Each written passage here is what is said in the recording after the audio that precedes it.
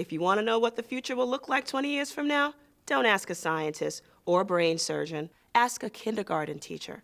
They see the future every day in their classrooms. Most of what we're talking about will affect kids more than us adults.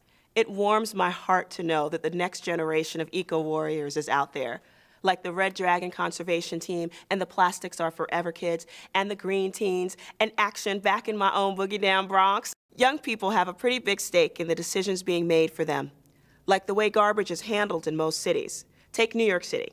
In wealthy Manhattan neighborhoods, it's as though garbage doesn't exist. That's because 95% of all New York City's waste is handled outside of Manhattan, mostly in poor communities of color. That's environmental injustice, since most of the waste is produced by rich consumers and not the poor people who have to deal with it.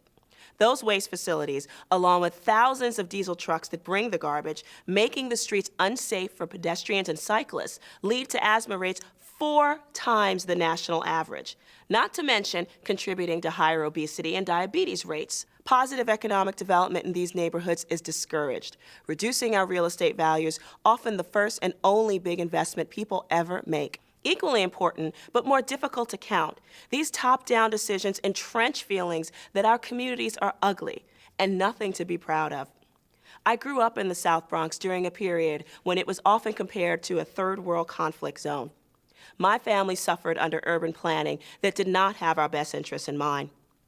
We know better now because we learned the hard way. Is there such a thing as out of sight, out of mind? No, of course not.